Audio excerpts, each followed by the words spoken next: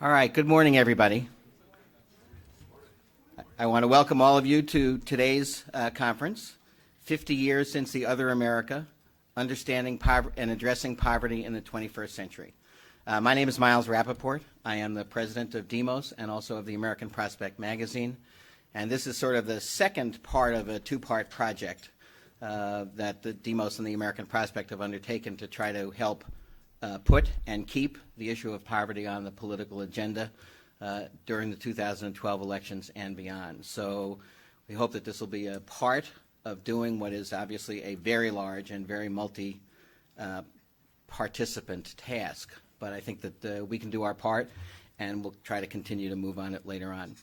So let me just say that I want to first acknowledge a number of people who are here. First, the partner organizations for today's event. Many of whom you will hear from in the course of the day, but the Georgetown Center on Poverty, Inequality, and Policy, particularly Peter Edelman and Harry Holzer, have been invaluable in planning and working on this process.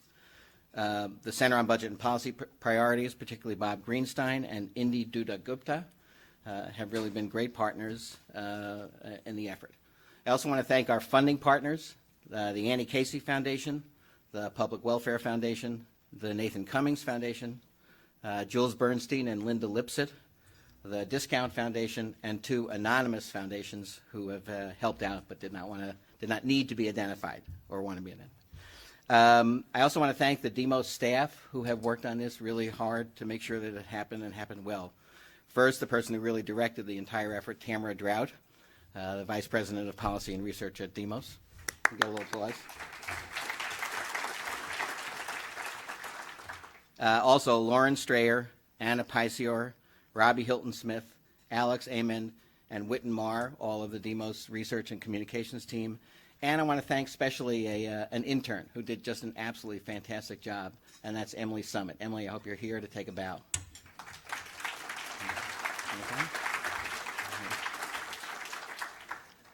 I especially want to thank the American Prospect magazine.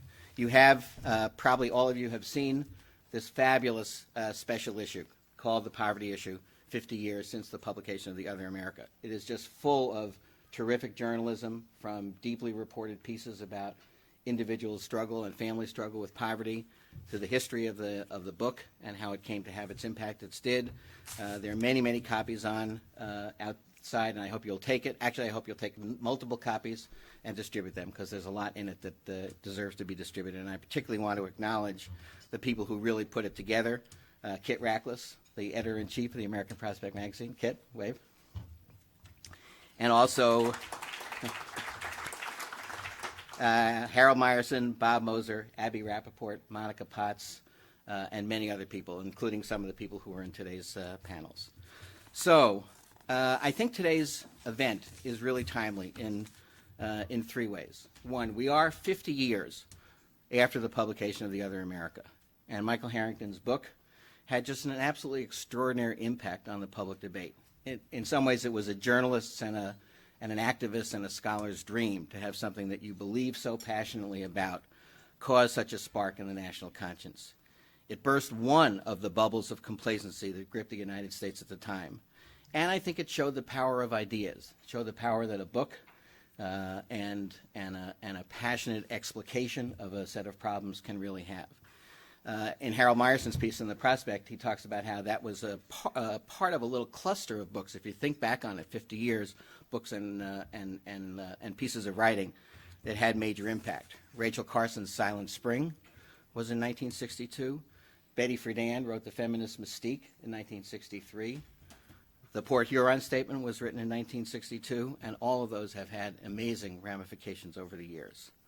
Of course, it took other things to really puncture the complacency of the United States, like the Civil Rights Movement roiling and animating the South in the early 60s, the student and anti-war movements of the 60s, the feminist movement of the 60s and 70s. But these books, in particular Harrington's book, if you look back on it, really had a major impact and and I think that's worth celebrating. I mean, we have a lot of things that are challenging that we're going to talk about today, but I think the impact of that book is worth celebrating. I think the conference is also timely because it's an important moment for reflection. 50 years later, what have we learned? What have we accomplished? how has poverty changed? How have we succeeded?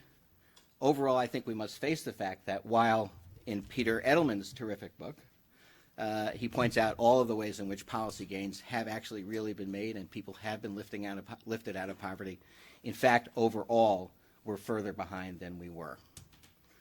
If you asked Michael Harrington if he were alive today or he came back and you said to him, we have 46 million people in federally defined poverty, 20 million more than in 1962. You have 16 million children in poverty, 22% of children overall, 39% of African American children, 35% of Latino children. And finally, if you said to him that 1 American in 3, 103 million people are in or near poverty, that is a staggering number, and I think Michael Harrington would be appalled and in disbelief that the war he started has come to such a stalemate and maybe even in many ways a retreat. This leads to the third reason I think our conference is timely. We're in the middle of an election year, and these issues must be on the political table. Our hope is that the facts and the knowledge and the argumentation and the ideas for solutions that we talk about today will continue in discussions that are held with the candidates around the country. But even beyond the election, we are in the middle of a huge fundamental debate in our country. The debate is framed in many different ways. Sometimes it's framed about the disappearance of the middle class that made America great in the post-World War II period. And that's right as far as it goes. But that fight to save the middle class, as important it is, cannot be done in contradistinction to dealing with the issue of poverty. They have to be done simultaneously, together, and with a huge investment of time, resources, and money to make the changes in the economy that are necessary to deal with both. I do want to say a couple of things, that we can't tackle everything in one conference. We've had a couple of discussions about what is or hasn't been on the panels. There are a lot of issues that are really important in terms of poverty that we're not dealing with. We're not really dealing fundamentally with the issue of asset development, although people have spent enormous time and effort on it. The healthcare debate, which has a huge impact, obviously, not front and center in these discussions. Issues of housing and homelessness, and issues of legal services for the poor. All of those are things that are really important, need to be talked about. Just as an example, on the issue of legal services, which was created out of the Michael Harrington's book and out of the War on Poverty, the Legal Services Corporation estimated in 2005 that no more than 20% of the legal needs of poor people in this country are being met.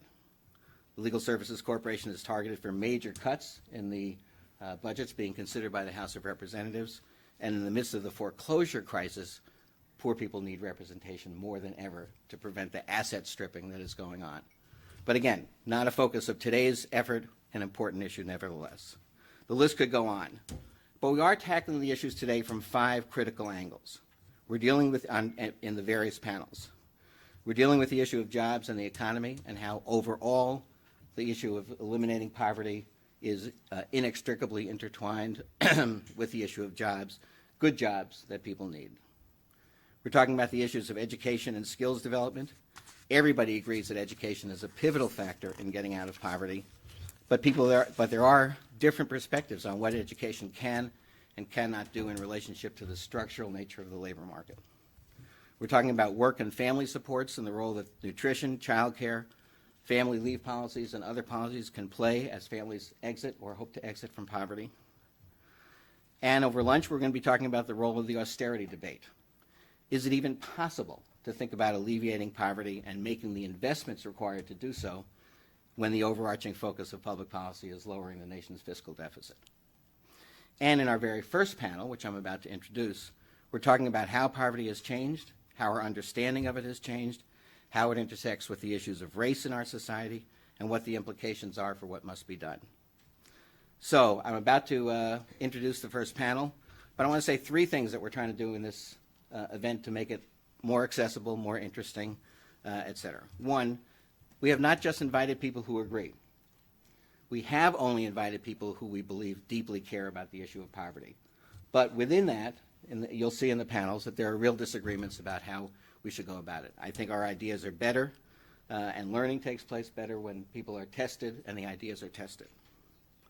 So I think you'll see in the panel that we have done this and will be the richer, so to speak, for it.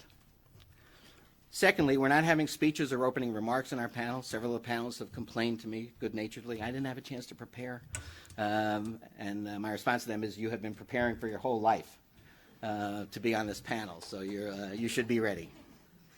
And lastly, we made a real effort to do data visualization. Starting today, actually, and up on the web, Demos has done data visualization pieces that are really terrific. I'm trying to look at the description of them. Hang on a second. I got the URL. Here we go. So it's a new interactive data visualization called Tracking American Poverty and Policy. It's playing in the breakfast room. You can see it over there. But also you can visit it at www.trackingpovertyandpolicy.org.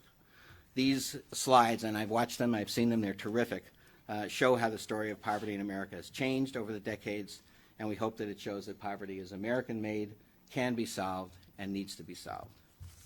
So lastly, the last thing that we've done is to really try to make sure that the statistics and the things that are here at the conference carry on further. All right, so let's begin. But I want to take one last prerogative as the chair here. I remember reading The Other America when it came out in 1962. When he wrote it, the framing of the book, I happen to have a copy here, thanks to Bob Herbert. The framing of the book is that there are pockets of poverty amidst a generalized prosperity. That for the majority of American people, life is getting better, the middle class is growing, incomes are rising, inequality is decreasing, and yet there are these people who have been, quote, left behind. I think that the situation today is extraordinarily different.